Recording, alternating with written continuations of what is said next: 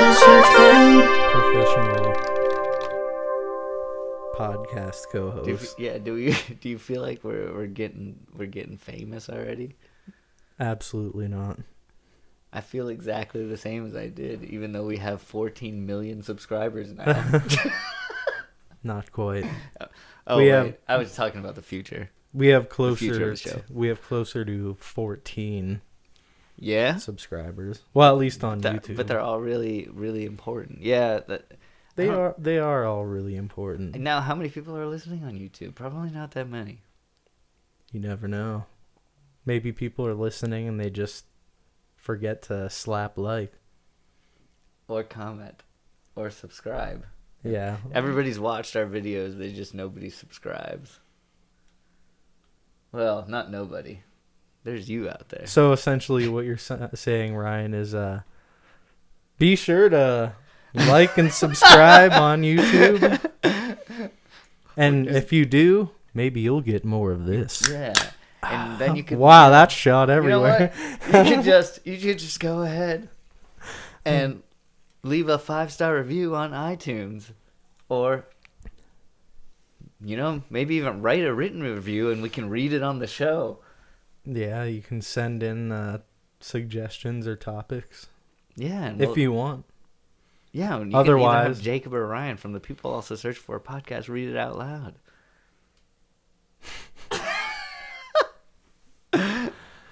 Yeah, if you're lucky. Really lucky. But definitely not in the Gary voice. I mean, it would be hard for somebody to be excited about their letter being read on the show when we don't even have a letter, people to be excited about our show. Yeah, no, everybody would be so hyped though. We would read it. That means that somebody who wrote a review did something that affected our lives personally, because we had to take the time to go through and read it in real time. Well, and then edit it and put it into a show. That's dedication. That's the kind of thing, Ryan, that will show the fans that we really care. And we do Which care. we do, yeah. We do care. We care a lot. Yeah, I can speak personally. I'm not trying to do a bit. Ryan is just being weird and making it oddly personal. And I like to be oddly personal with the fans. You just like to be oddly personal, period. Is that just how I am? I don't know. I guess you guys decide and leave it in the comments below. On your tombstone, it's just gonna say, "Here lies Ryan, oddly personal." Ryan, oddly personal. Jones. I just love the last name Jones. Jacob, we all have an origin story. Not me. You do. You were born and then raised by a wonderful and loving family and shut up. Moved to Cincinnati, Ohio. I was just trying to be cryptic. What? You ruined it. You don't want them to know? We all have a backstory. And, it leads up to our culture today and who we are. And all of the artwork has been influenced by many things in our current society, and just everything you see out there is influenced from something from the past. And sometimes we like to explore the past that we've never ever explored before. I know I do. Then are you ready? Yeah? Are you ready for this search right now? It's the search that we thought of directly before this show.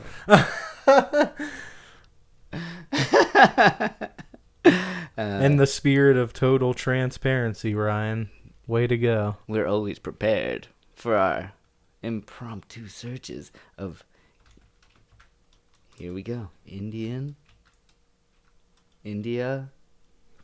You want India folklore. See, what I got hung up on a little bit is, why it got to be India?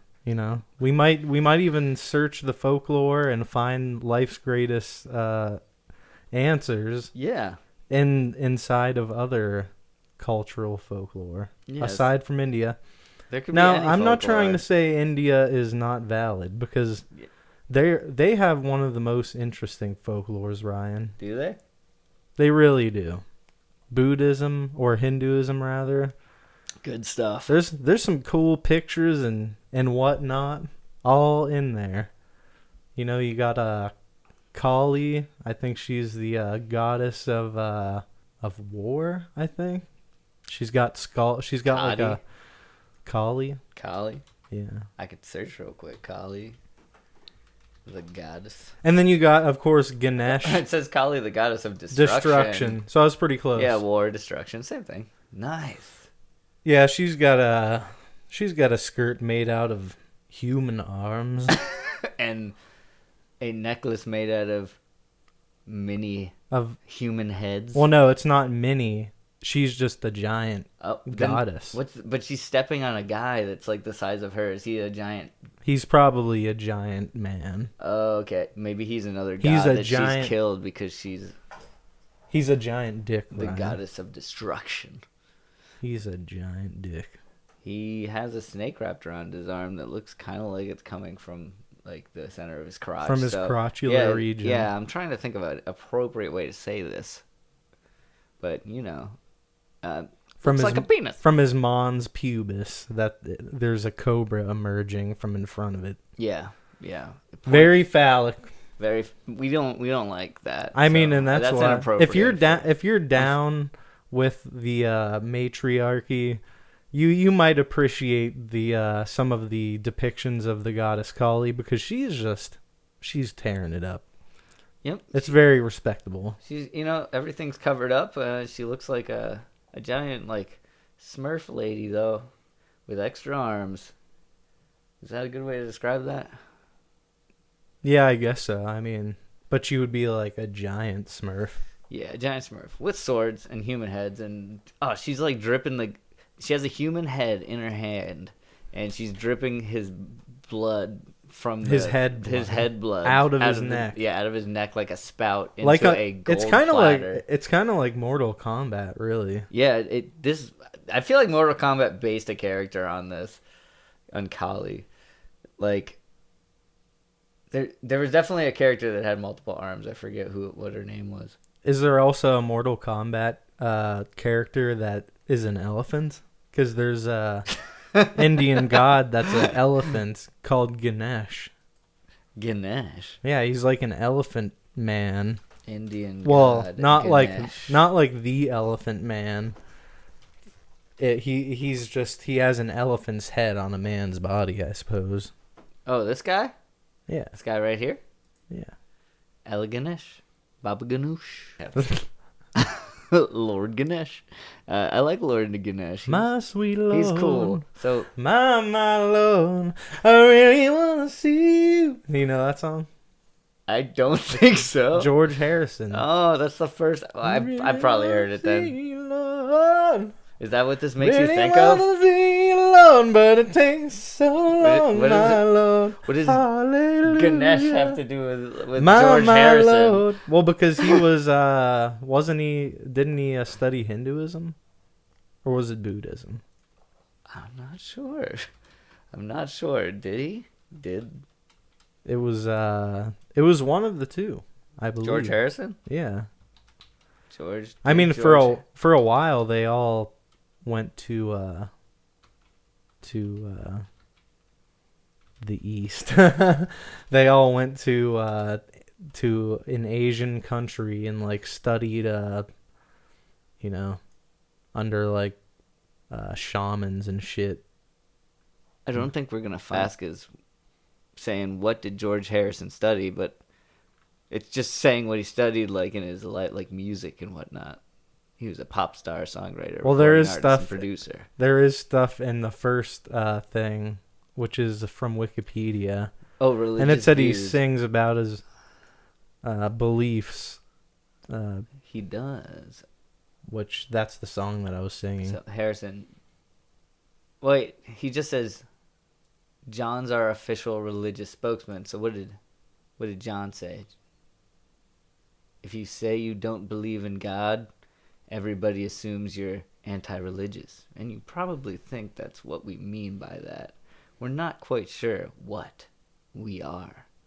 But I know that we're more agnostic than atheists. Yeah. So they were spiritual, but they weren't like, they didn't believe in the Christian like monotheistic God. Oh, okay. They believed more in Baba Ganesh.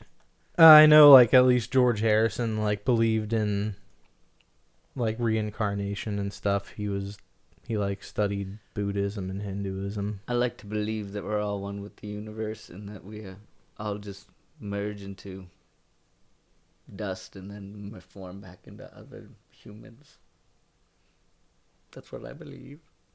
So you want to believe in like the scientific Yes. like truth of being like reborn as something, but you're not, it's not in a spiritual way. Like your soul doesn't go anywhere.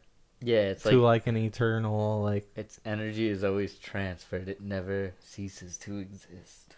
Yeah, but So with if that, you die, your energy yeah, goes but somewhere else. But with that logic, that means like the thing that you identify as you does cease to exist. Because you can't just have like a million billion little yous that are part of everything in the universe. Like that doesn't make sense. We are all one with the universe, Jacob. I'm just trying to parse out what you're saying. Yeah. I mean, we don't. I mean, we do exist and we don't exist. I don't know. I don't know what happens. Well, that's why it's called faith. Like you Yeah. have faith in a specific thing. Like I have faith in nothing. I don't really have faith that anything specifically happens to me when I die, but it sounds like you do. Oh, no. I was just, that's an idea. It's a theory. I'm the kind of person that's just like, I don't know. Oh, so you were making fun of that, like being one with the universe. Yeah. Like, we're all In made. a way, yeah. We're all made of stardust. It's not really like making fun of it, because it's not like I don't think that could be true. It's just like I don't know what to believe in that subject. Well, I mean, it is like relatable, but Yeah, it is. Surprise guest, my kitty cat has jumped upon Jacob's leg, and she's joined us for the podcast. yeah. Say hello. Say hello, princess. She's not. She's not talking. At least not right now. She might, but So, as far as like religious beliefs and stuff, I think Hinduism, it seems pretty cool. it does. Like their that's like part of their folklore, really. Hinduism. It's part of their religion that's tied into it. Whereas like in America, like everybody has their own thing. You're allowed to believe whatever you want. Yeah. So there's a lot of different folklores in America. Yeah, there's always isn't there usually an equivalent folklore between different cultures? I mean, when you're talking about religion, like there's always like a through line. It's like a type of story that's being told that somebody's written, but it's written to just get you hooked on it. It's like hooked on phonics, like hooked on Jesus, you know. Except Hinduism would be what's the Hindu god named? There's all different. Yo, this is hooked on Hindu. Hinduism has like a pantheon of gods. Like I was showing you Kali and Ganesh. What? You know, Kali and Ganesh, like you just looked up. Yeah, Kali. They're part of like a pantheon of gods in Hinduism. It's not a monotheistic religion like Christianity. Oh, okay. Or Judaism. Judaism. Good word. So you think that most of the folklore from like Hindu stuff is mainly from religion? You think that's where it like started? Oh, I think a lot of their culture has that infused into it. Yeah, it's very different. It has a very specific look. But that's even like if you talk about Japanese culture, it's like Buddhism impacts their culture a lot because they're like very, like serene and tranquil people, and they're very courteous. And I think that has a lot to do with like the Zen nature of Buddhism and stuff, which there are a lot of Christians in Asia, but Japan is predominantly Buddhist, but they even have their own stuff too that impacted the culture, like Buddha. Like Buddha. Yeah, everybody knows Buddha. You rub the Buddha, and you get the lucky. The- Isn't that what Buddha gives you? You get lucky if you rub his belly, right? I don't know. And like, Maybe. isn't it? Don't they say that like if you don't offer the Buddha, like if you don't go up to him and offer him like a sandwich, he'll grow a gigantic, like fanged open mouth like a crocodile, and I can't he'll say. morph into that, and I he'll can't take a bite out of you because you didn't give him a sandwich offering. I can't say I've heard of that, but Yeah, I'm pretty sure that that's exactly what's going on. But right, I looked up the folklores of. Well, I looked up Hindu folklore and I found specific. Yeah, it just brings you to India. But the first one that I found on here is Panchatantra. The Panchatantra. yep. Which is what? It is the lights of Kali. Wait. There's a lot in here. I don't know what the original Sanskrit text, now long lost, in which some scholars believe was composed in the 3rd century BCE, is attributed to Vishnu Sarma.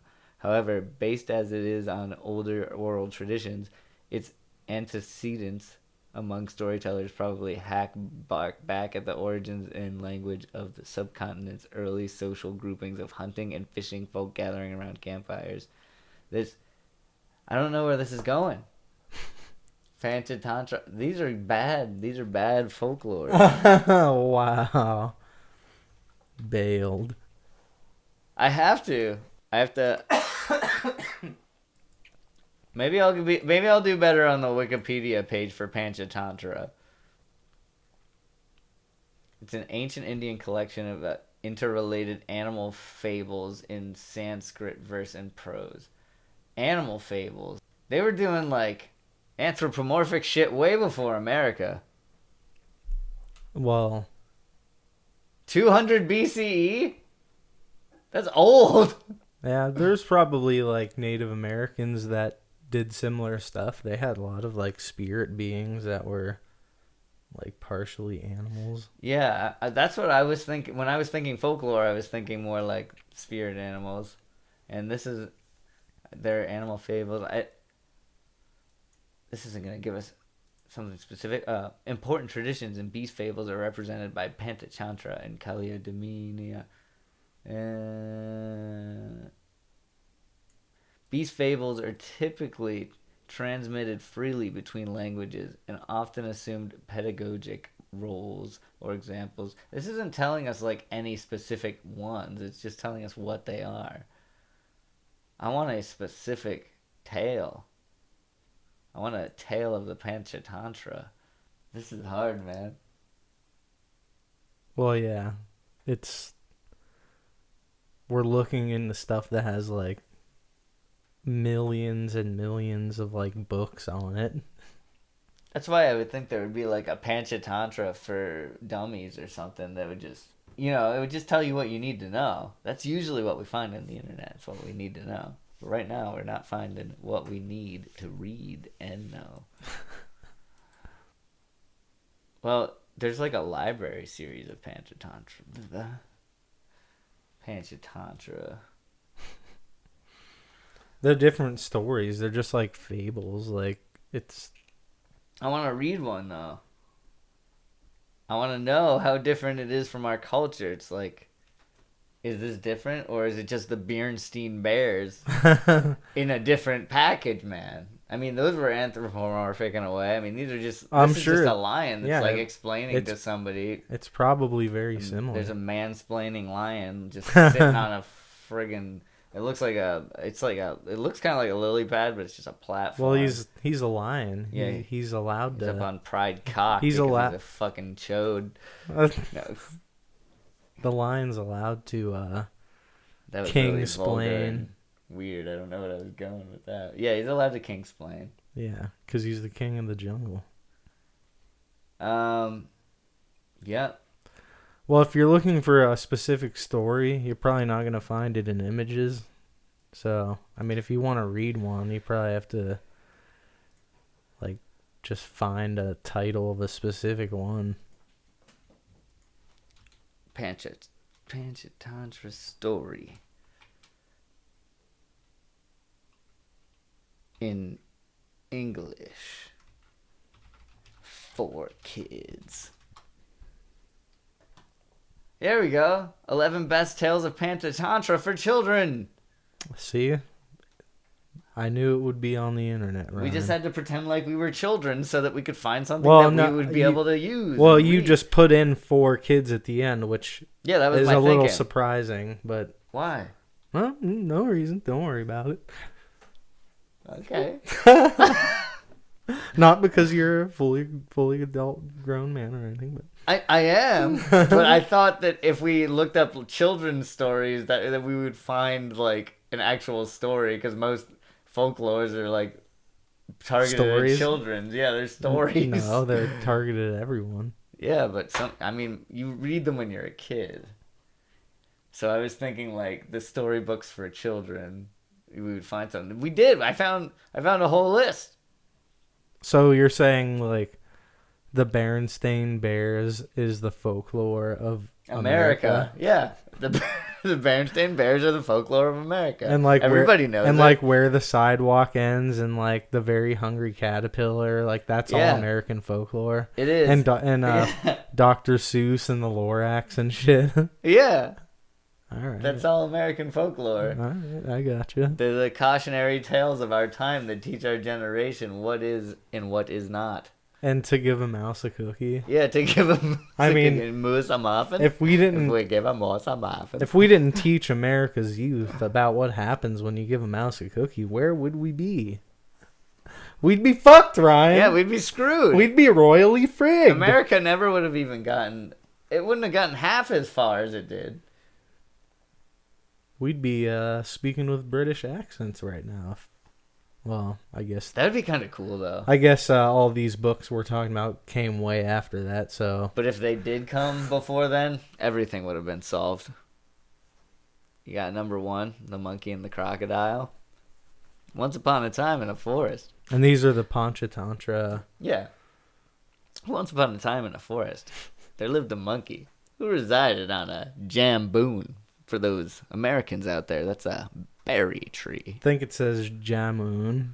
Jamoon, not jamboon. It's a berry tree, which was on the banks of a river. In the same forest, there lived a crocodile and his wife. One day, the crocodile came to the banks of the river and rested under the tree. The kind-hearted monkey offered him some fruits. The crocodile came back the next day for some more fruits, as he loved them. As days passed by, the crocodile and the monkey became good friends. All right, Jacob, I'd like you to read paragraph 2. Okay. One day, the monkey sent some fruits for the crocodile's wife. She ate the fruits and liked them, but was jealous. As she didn't like her husband spending time with the monkey, she told her husband, if the fruits are so juicy, I wonder how sweet the monkey's heart would be getting me the heart of the monkey. This is getting really scary. The crocodile was not willing to kill his friend, but had no choice. He invited the monkey to his house for dinner, and the wife would like to meet him. The monkey was happy, but couldn't swim, so the crocodile was on his back. The crocodile was happy that he had tricked the monkey. However, while talking, he blurted out the real reason for the monkey to be in his home. The clever monkey said, "You should have told me earlier. I left my heart on the tree. We must go back and get it." The crocodile believed him and took him back to the tree. Thus, the clever monkey saved his life. Wow. That's it's pretty deep. I've learned that crocodiles' wives are just bad people. I think you mean that you learned choose your company wisely and always have presence of mind. So there you go, Ryan. Yeah. I know you can take a. Well, yeah, exactly. Like his wife was bad, You and he can- chose to help the monkey. So the crocodile was good and the monkey was good, but the wife was bad. I ain't never getting married because I read this book. You know, welcome people also search for where we have presence of mind. Yeah, we're present at all times. Ryan is solid as a rock over here, and you know, I'm just as good, if not better. Well, we're all solid. That's what I've learned. Solid as Matthew McConaughey. All right, all right, all right. Yeah, that guy. The stork and the crab. I don't know if we want to keep reading stories. That was a pretty good story. I mean, these are, gonna be very uninteresting because they're not like. Not even the loyal mongoose? Well, maybe the loyal mongoose. I'm just saying they're very like dumbed down. Yeah, they are. There's. You mean people aren't going to have to think that much about them? Well, yeah, because you looked specifically for kids, like, tale. You think the quote, she lost her temper and shouted, "You killed my baby," in anger? She lost all control and killed the loyal mongoose? When she entered her house, she saw the baby alive and the dead snake beside him. She realized what happened and regretted her actions. What? So she kills a baby and then regrets her actions? That's not what's in a children's book. That mongoose ain't loyal. Yeah? I would tune that. I'm sure, babies die in every folklore. It, doesn't. Like Bambi. I mean, kids have to learn about. Except with his mom. Yeah, so it's exactly the opposite. Yeah. But, kids have to learn about the possibility of baby death at some point. And why not better than the story of the loyal mongoose? There's no better story to learn about death and dying. I mean, what's the best story to learn about death and dying? I'm curious. Put it about twice. Did I? It's really hard to type sometimes. I know it is, Ryan. It's okay. Sometimes I'm sure the listeners forgive you. I'll be much faster next time, and then you can get right back onto this gratifying info. People also ask, how do you explain death to a child's book? What? How do you explain death to a child's book? Can someone tell when they are dying? How do you explain to a 3-year-old about death? This is pretty dark stuff, right? Yeah, but you search what's the best story to learn about death or about death and dying. Oh, I mean, there's 64 children's book about death and grief. Let's see what they are. The elephant in the room. And the elephant. Jacob, pick a random number. The elephant being death. Yeah, Jacob, pick a random number between 1 and 64. 69. That's not in between 1 and 64. I'm gonna need a second choice. 6. All right. So this was a list. Or of, 9. Okay, well, fine. Let's see 6 and 9. Yeah. Okay, 6. When Dinosaurs Die, A Guide to Understanding Death. Dino Life Guides for Families. So for kids 4 to 8. Yeah, for kids 4 to 8. So when you're 4 to 8, you want to read a story about dinosaurs dying and understanding why they died. And that's number 6. But number 9, Tear Soup, A Recipe for Healing After Loss.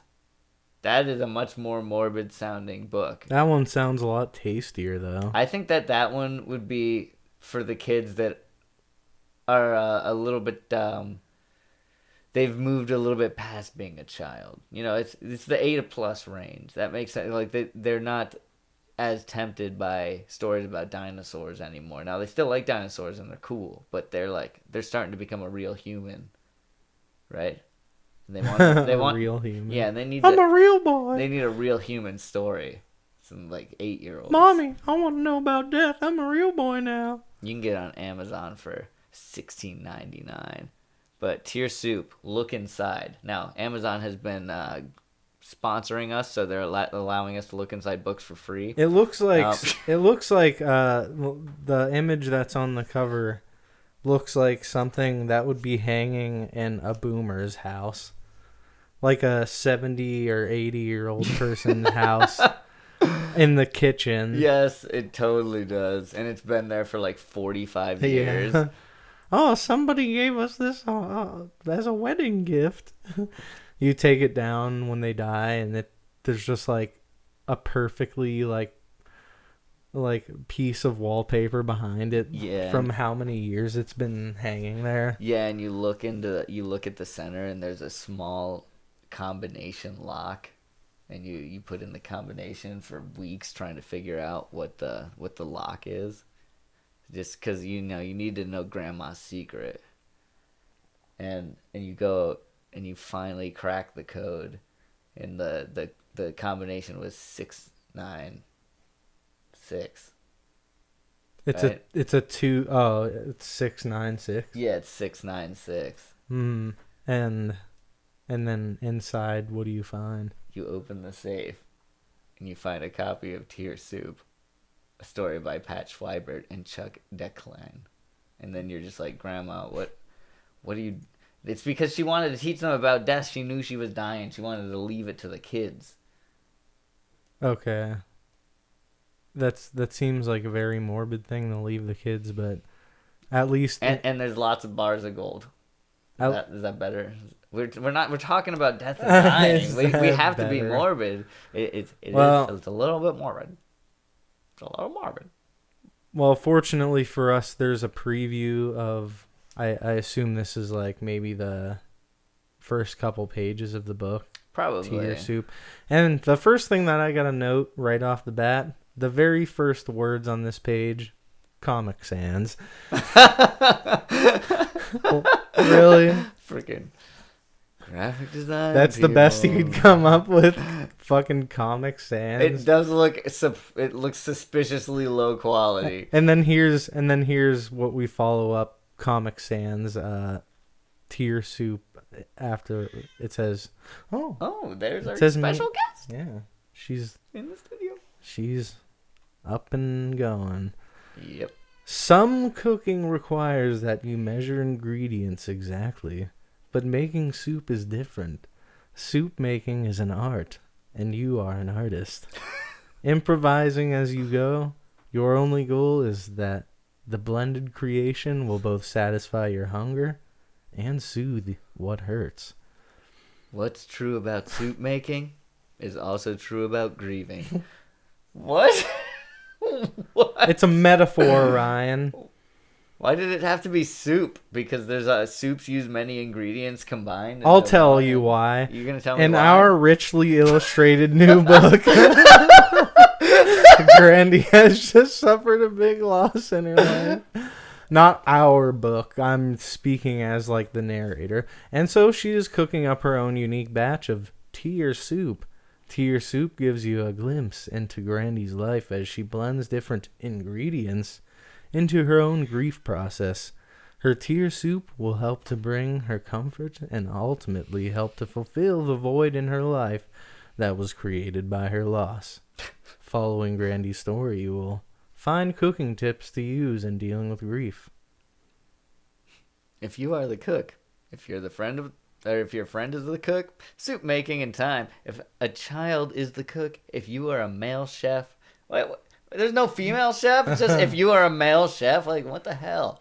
If there are two of you cooking, okay, but it has to be two men because apparently there can't be any female chefs in a Tier Soup. Is that implying that women are better at dealing with grief than men? It could be. I don't know if I find that true or false. Probably false. Yeah, I don't know. It's It's a little bit confusing. The Comic Sans immediately made me not think too highly of this. Oh, there are some cool illustrations though. I am digging these illustrations. Look at that perspective. But guess what? Beautiful. There's subtitles at the bottom or whatever. It's the story, I assume. It literally looks it's like Comic a poorly Sans, made. Ryan. It's a poorly made meme. Like it's like a meme where the person didn't use good text. It's like a beautiful, beautiful illustration, and then Comic Sans. There once was an old and somewhat wise woman with everyone going.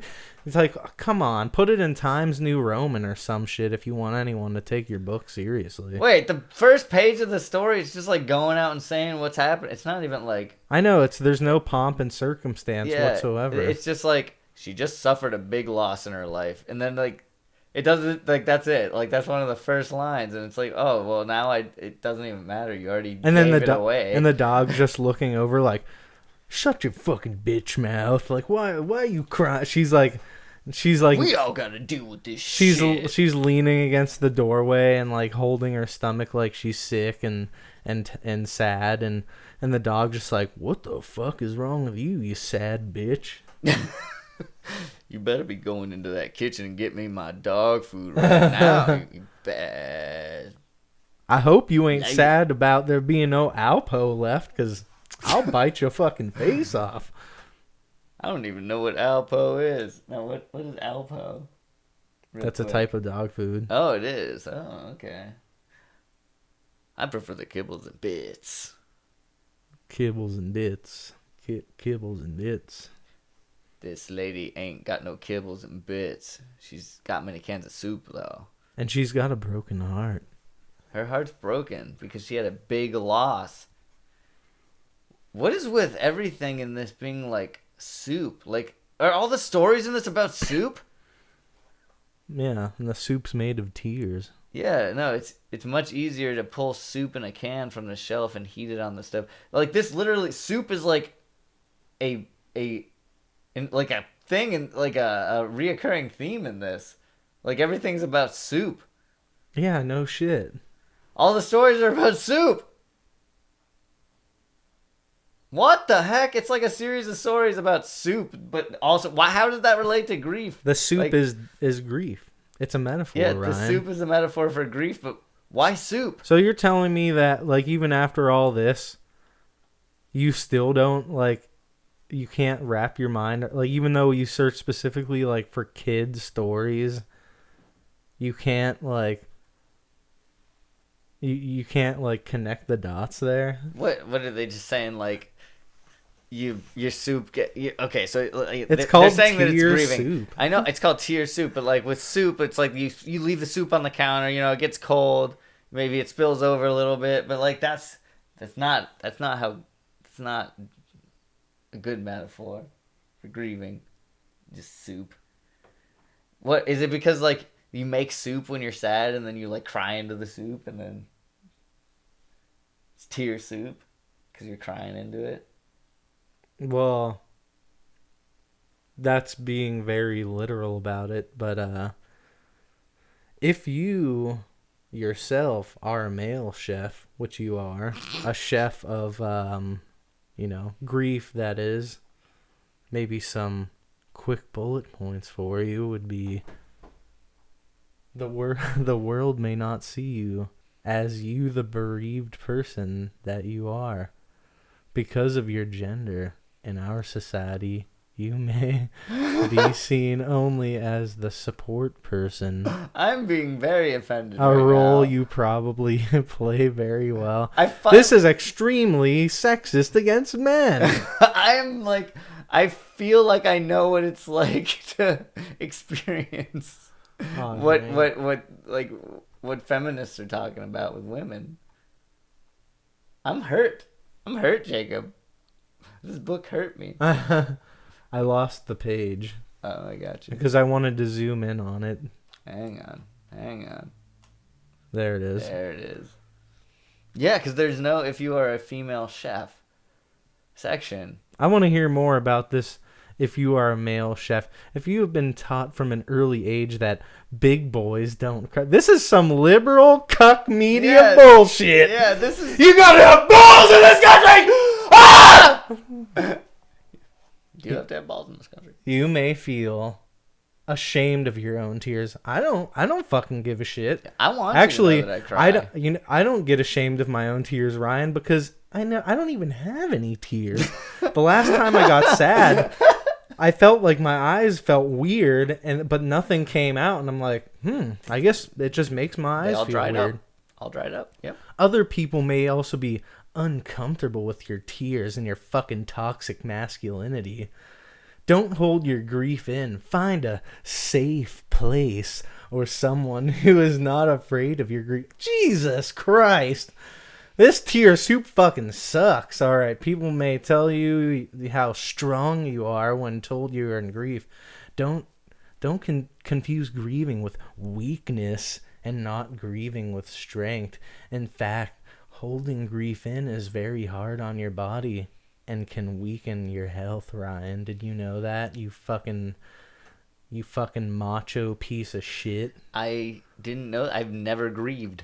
Yeah, that's because your toxic masculinity doesn't. So masculine that I've never been aggrieved. All your fucking disgusting testosterone. I don't even understand the definition of grieve because I've never experienced it. It makes you a sociopathic monster that just goes on 4chan and fucking talks about how much of a bitch that your ex-girlfriend is. You oh my God. You went a little bit too real there. Assume that your initial response to grief is the right response for you at that time. Try not to behave as others think you should, but as you need to. Hear that, Ryan? Yeah. That's what you need to do if you're a male chef of tears and of sadness. Yeah. Basically, it's like saying, like, have you ever felt like a person? Then you're wrong. That's what it's saying. Yeah. It's like, have you ever experienced what all people feel? It's like, oh, well, you shouldn't have because you're a man. Oh, they're saying that yeah, you need to break the stereotype and that it's okay to be a little bitch. Yeah, it's all right to be a little bitch. Hear that, but Hillary? Not in this country. It's okay to be a little bitch. Yeah. I'm okay with this. Oh, fuck. Here we go, Ryan. If there are two of you there cooking. are two of us cooking. There's two cooks All in right, this let's kitchen. get We're cooking. going on an adventure. Let's get cooking with this liberal fucking propaganda to teach little kids how they need to feel. Go ahead, Ryan. Let's hear about it. All right. If there are two of you cooking. Yeah, if there are two of you cooking, you know, grief is unique to the individual. You may both experience the same loss, but you won't grieve in the same way. In other words... Don't tell me how I grieve, Ryan. I'm looking for a safe space. It's okay. You're in it together, but you are in it alone. Everyone dies alone. Yeah, everyone dies alone because, you know, even if you're in it together, you're always alone. Nobody ever understands you. That's what this is saying. Ryan, nobody's ever gonna understand. Is that a little tear in your eye? It's coming down. I think we need to go to the gym and pump some weights to get all that fucking tears out of you. Yeah, I need my tears to dry up. I'm gonna go do some squats with some barbells on my legs. With some barbells. With some duct taped barbells to my legs. And then I'm gonna put a big old weight in my hand, 15 or so pounds, you know, not too much. You don't want to hurt yourself. That's a real big weight. Yeah, it's a big old weight, 15 pounds. And then you put that in each hand, that's 30 pounds right there. Your biceps are going to be shredded. Yeah, they're going to be shredded. They're going to be so ripped, and then my thighs are going to be huge from all the squats. Oh, yeah, you're squatting with the... Yeah, I'm squatting with the barbells taped to my legs and 15-pound barbells. 15-pound barbells strapped to my legs, 15-pound weights in each hand. We're up to like 60 pounds. And you're squatting some weight that's below your waist. Yeah. You don't want to have to work too hard. We're doing this the scientific way. Sounds like people also need to search for how to go to the gym. Probably. But anyway, What is a barbell? What is a barbell? That I don't know why that's the first thing that came to my head. I was just like sports equipment, gym equipment, and then it was like barbell. Like damn it, let that one go. I'm signing up in the Olympics this year for the 30-yard barbell toss. I'm gonna sign up for the 30-yard barbell dash. You have a barbell taped to each of your legs. I'm going to hit up the barbell arena this weekend to train. I got the barbell 4K coming up. I can't wait for the barbell. What's the baton toss relay race? The barbell relay. Yeah. We can each have barbells and toss the relay back to each other, or the little baton back to each other, and then then you'll just know that at first you may feel closer to each other than ever before, but that may change the farther you get away from your shared loss. What? You may change the farther you get away from your shared loss. You change your father. It probably says farther, since it has an A. Farther! Oh, okay. But that may change. That may change the farther you get away from your shared loss. I like it if you change the father better. Yeah. Because if you change the father, then you change the self. I suppose that's true to some extent. Try not to judge each other. Talk to each other when you can, Sometimes we got to record the podcast when we're supposed to record it. Sometimes you forget. And then you got to record it a different day. But it's always going to get posted on the same day. So it's okay. So you don't need to know. So, don't let your partner be your only source of comfort. Yeah. You also need to have that fleshlight. Right, Ryan? You need that body pillow with the anime girls on it. The waifu pillow. Dakikamura. What is it called? Okay, I don't know if I should get into that. Get into what, Ryan? Tell me more. We haven't had Weeb Corner in quite a while here on People Also Search For. All right, Japanese body pillow. Yeah, Dakimakura. Dakimakura. Dakimakura. Sounds hot. I knew it was something like that. For some reason, I couldn't think of it at the time. But sometimes you're alone. The picture is like a 3D rendering of a pillow, and it looks so fucking dumb. Yeah, it's not even a real pillow. Yeah, this is a Wikipedia, and it's not even a picture of a real waifu pillow. It's a 3D fucking rendering. Dakimakura. They're special objects. I've learned that. Is this part of Japanese folklore, Ryan? I think that Japanese folklore making love to a pillow. Now, I think the idea of these is great. In what sense? I think it's funny. Some people it helps. Like some people need a nice a pillow to cuddle with in their beds when they're alone. And sometimes you're into the anime style, and you're like, okay, I'd like to have my room decorated in this style, and then you just you have to have a pillow with you, and body pillows are a thing. They're comfortable to sleep with. So some people are into that. You mean the utility of a large pillow? Yeah, the utility of a large pillow. But then if you want it decorated like in a certain way, to match your bedroom because you're a weeb or something like that. Yeah, to match all your fucking wall scrolls. And oh man. Yeah, you have to have something on the bed and all your anime figurines. Yeah. And I'm saying you're in the royal you're as in like all anime people. Yes. All of your as in every single. Yeah, I'm not excluding you, but I'm not saying necessarily you. Yeah. Not everybody has them, but everybody wants them. I know that's the case. Totally. I've considered it many times. Oh, you mean the pillow? Yeah, I've considered purchasing one of these. I've been to a lot of conventions, and you see a anime body pillow, and you're like, do I really want to go that far?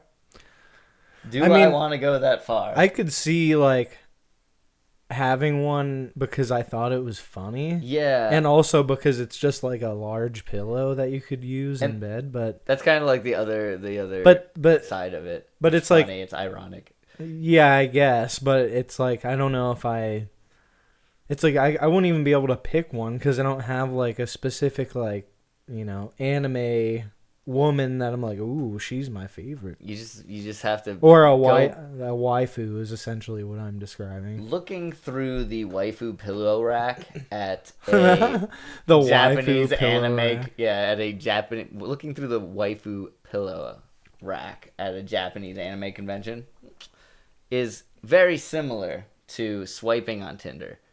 You swipe past each pillow, you're swiping on the girls, and it's like, sometimes you see a girl that you're like, I would go on a date with that. Well, and then that's they, the one that you swipe right. So and then you take it out and you purchase it. So are these like established like IPs, or are they just random pictures of anime girls? I'm pretty sure they have both. I've definitely seen some like weird fan made ones, and I've seen like I went to a convention once, and there were Daki Kamura or Daki Makura.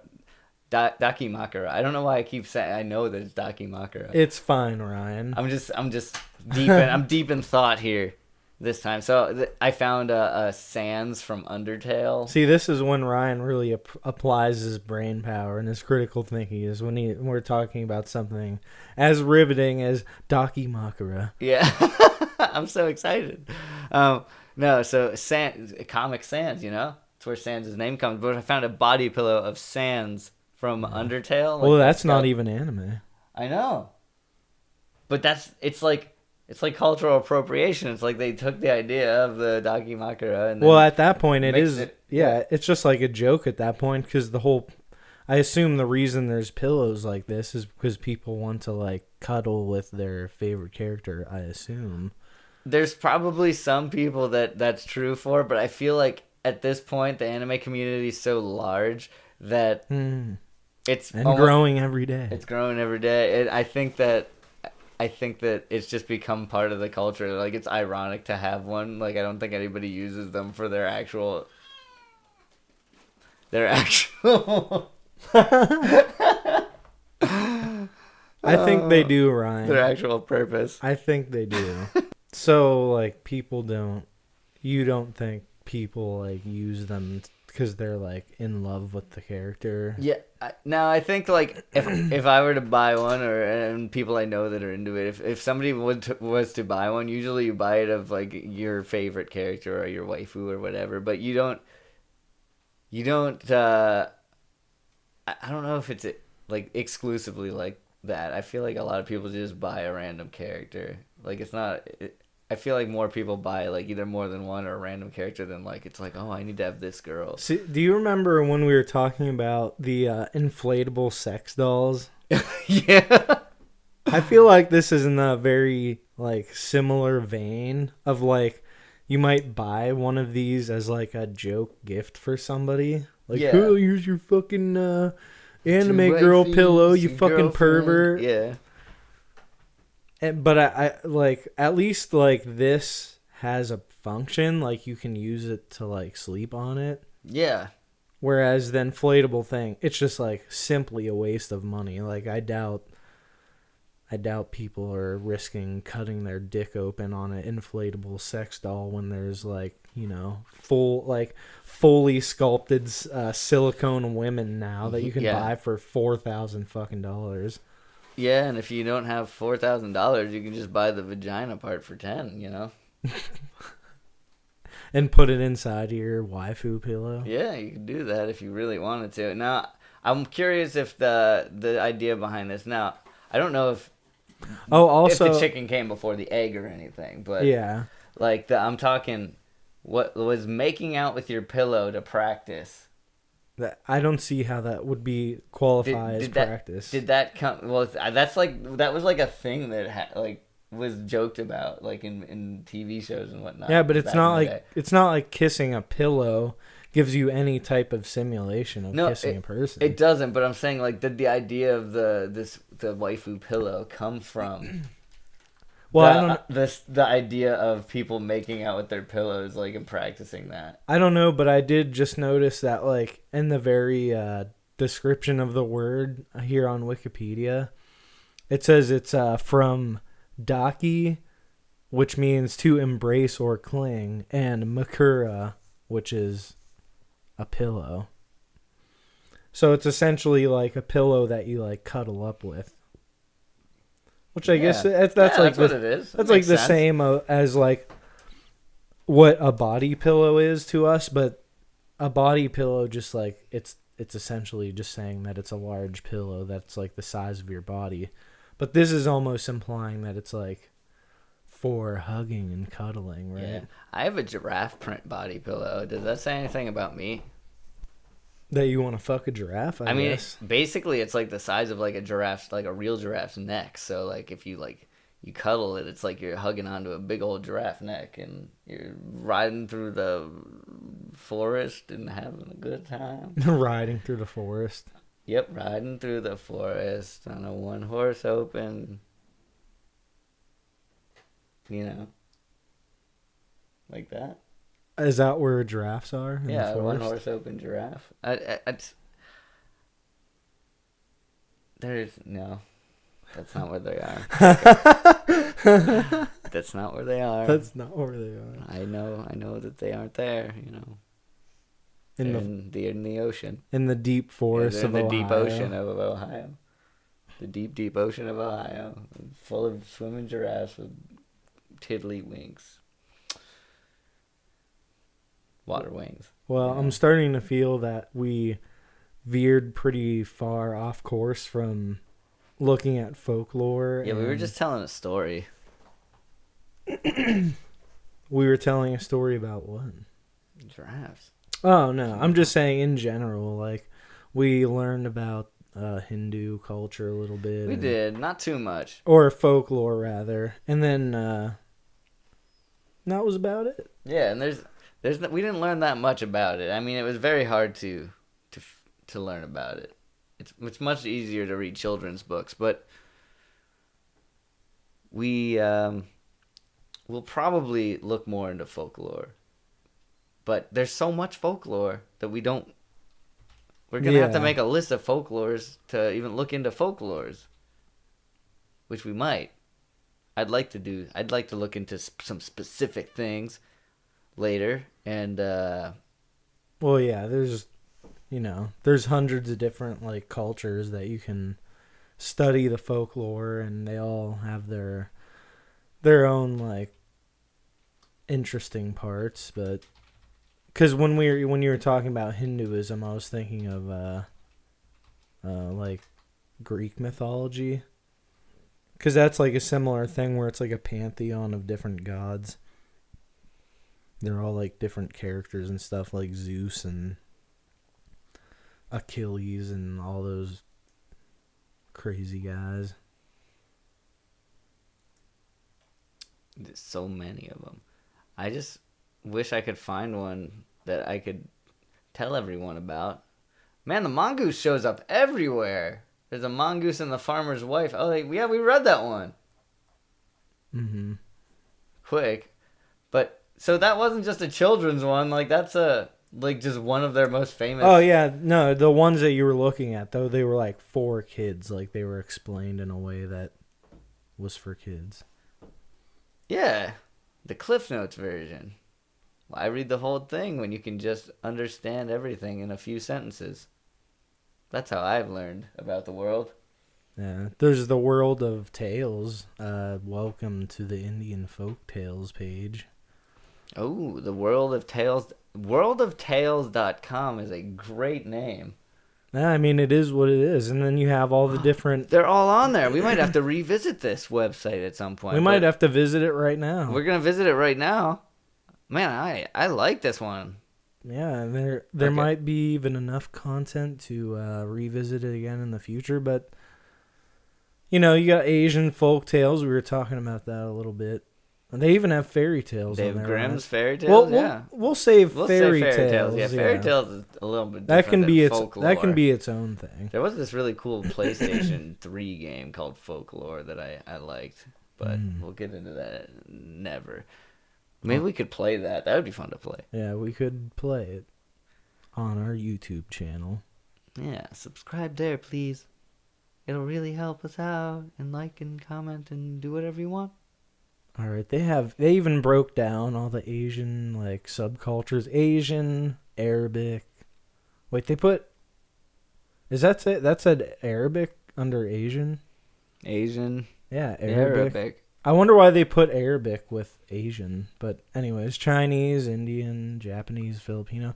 I Ryan, I don't know why my voice is squeaking so much, but I'm kind of interested to hear about Japanese folktales. Yeah, a little bit. Yeah, I mean we're already talking about Japanese stuff, and you know. Yeah, I do know about a few.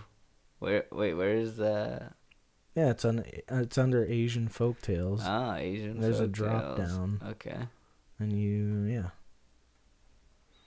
Okay. Well, you clicked on the wrong one, but wait. Oh, you have to click on the specific one. I assume so. Japanese folktales. Yeah, Right, you're yeah. right. Oh, Japanese fairy tales, Green Willow, and other Japanese fairy tales. They got plenty of content here on worldoftales.com. Plenty of content, and the number one content on the Japanese fairy tales book is My Lord Bag of Rice.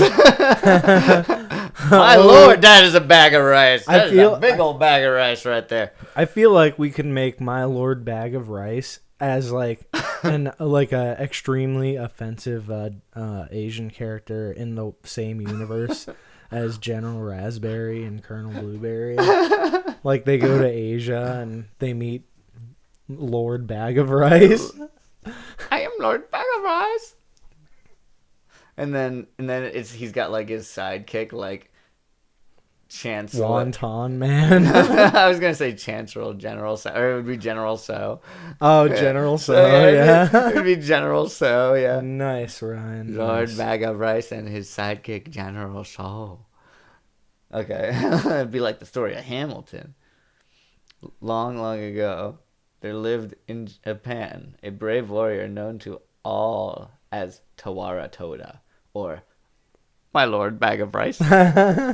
His true name was... I don't know why, but I'm imagining My Lord Bag of Rice as like Emperor Palpatine, but he's just like a sack of rice with like a cloak on. I mean, I guess that's what Emperor Palpatine looked like anyways. It's just a sack of rice. Yeah, it's just like a bag of rice wearing a king's robe.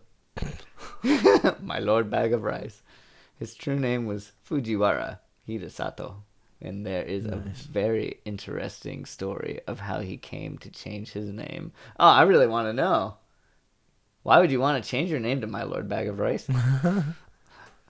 We'll find out. Well, right now. One day he sailed forth in search of adventures, for he had the nature of... Did you say search, right? I did say search, Jacob. That reminds me of our own podcast, people. God dang, good self-reference, Spread Jacob. the word, everyone. Good self-reference there. He had the nature of a warrior and could not bear to be idle, so he buckled on his two swords, took his huge bow, so fucking much taller than himself, damn, in his hand, and slinging his quiver on his back, started out. He had not gone far when he came to the bridge of Serenokarashi, spanning one end of the beautiful Lake Biwa. No sooner had he set foot on the bridge than he saw lying right across his path a huge serpent dragon. Its body was so big that it looked like the trunk of a large pine tree, and it took up the whole width of the bridge. One of its huge penises rested on the parapet of one side of the bridge, while its tail lay right against the other. The monster seemed to be asleep, and as it breathed, fire and smoke came out of its... What's that word there? Nostrils? Yeah. You've never seen nostrils No, spelled out? I have. Okay. I was hoping you would say penis. Oh, okay. Sorry. I wasn't on as much of a juvenile mind track that you were. Oh, dang. I mean, I am a juvenile, so. Juvenile Ryan. Juvenile Ryan. That was like me when I was actually younger. Can you be wow, what a surprise, Ryan. Can you be a juvenile when you're an adult? I don't think you can. Not technically, no. Yeah, so that's a word that just doesn't exist for us anymore. If we were a juvenile, we'd just be. I mean, you we'd can be a act. criminal. You can act a juvenile. That's You can a act a thing. fool. Exactly. Yeah, they should redo that song and just say "act a juvenile" and see if they can fit in all the extra syllables. Take that, rappers. Checkmate. Checkmate, rappers. I've taken all of your bonds and now you've got nothing left. Okay. Okay, what came after it breathed fire and smoke out of its nostrils, Ryan? You know, at first, Hidesato could not help feeling alarmed at the sight of this horrible reptile lying in his path, for he must either turn back or walk right over its body. He was a brave man, however, and putting aside all fear, went forward dauntlessly. Crunch, crunch. He stepped now on the dragon's body, now between its coils, and without even one glance backward, he went on his way. Yeah, he went on his way. Exciting. This is really exciting. It's getting super exciting. And there's only about 20 paragraphs left. Maybe we should just skip to the end and see what happens. Okay, well, okay. There's a lot of dialogue coming up, so just You want to do some dialogue real quick? yeah. This is some Yeah, dialogue from My Lord Bag of Rice. Yeah, it's he blah blah blah, mortal man wanders strange blah blah blah, dragon short space time once he transformed the man, hit the whole thing, blah blah blah, will pass through his mind, come up the man on the bridge and out. Okay. Alright. Go back up to it, Ryan. What? Was it you that called me just now? Yes. It was I, answered the man. I have an earnest request to make to you. Do you think that you can grant it to me? If it is in my power to do so, I will. But first, tell me who you are. I am the Dragon King of the lake, and my home is in these waters just under the bridge. And what is it you have to ask of me? I want you to kill my mortal enemy, the centipede, who lives... Oh, the damn centipede. He lives in the mountain beyond. And the Dragon King pointed to a high peak on the opposite shore of the lake. That's where it lives. Ooh, this is a big old quote. This is a quote is a paragraph. I have lived now for many years in this lake, and I have a large family of children and grandchildren. For some time past, we have lived in terror for a monster. Centipede has discovered our home, and then night after night it comes and carries off one of my family. I am powerless to save them. This is some bad centipedes. If it goes on much longer like this, not only shall I lose all my children, but I myself must fall a victim to the monster. I am therefore very happy, and in my extremity I determine to ask help of a human being. For many days, with the intention, I have waited on the bridge in the shape of a horrible serpent dragon that you saw, in the hope that some strong, brave man like yourself would come along. But all who came this way, wink, as soon as they as soon as they saw me, were terrified and ran away as fast as they could. You are the first man I have found able to look at me without fear, so I knew at once that you were a man of great courage. I beg you to have pity on me. Will you not help me and kill me, my enemy, the centipede? Wink. This centipede, yeah, he's killing his centipede, alright. Fucking, all who came this way because of the centipede. Alright. Should we keep going with this story? I don't care. I think I think we need to go down a little ways. We need to skip forward in the story. The centipede, those 2 balls of fire are its eyes. It's coming for its prey. Now it's the time to kill it. Oh, crap. The centipede's got 2 balls of fire in its eyes. Let's skip forward a little bit and see what happens next. Hidesato called to the Dragon King to come out with him on the balcony, for the centipede was dead and he had nothing more to fear. Oh, look at that. Look. Hidesato did it. He killed the centipede. I think the centipede's eyes just, like, they were on fire and it burned so bad that he couldn't handle the pain and he just dropped. He dropped dead. Like, that's how the story went. I mean, if you skip all the stuff in the in-between, that's really what happened.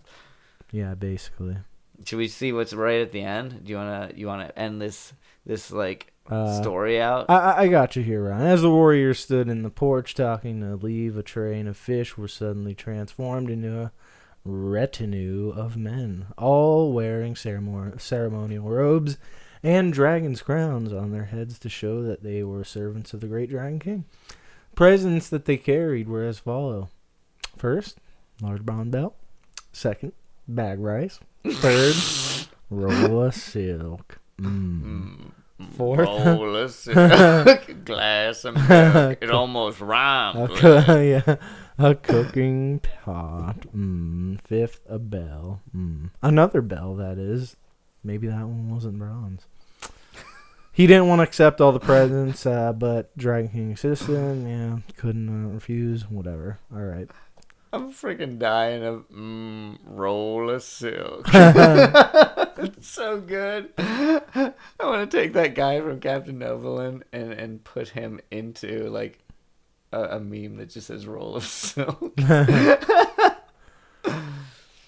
Okay, well, the single bag of rice was taken day after day for meals. Knight and his whole family, blah, blah, blah, never grew. The bag of rice was inexhaustible. Cool. Roll silk, never grew shorter. Nice.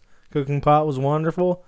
Fame and Hisato's fortune spread far and wide, and there was no need for him to spend money on rice or silk or firing. He became very rich and prosperous, and that's why he was henceforth known as the My Lord Bag of Rice. That's why he's known as it. Well, we cleared it up there, Ryan. We let everyone know why he's called My Lord Bag of Rice. We did a really good job. It's not here just on because People also search for. Nailed it. We did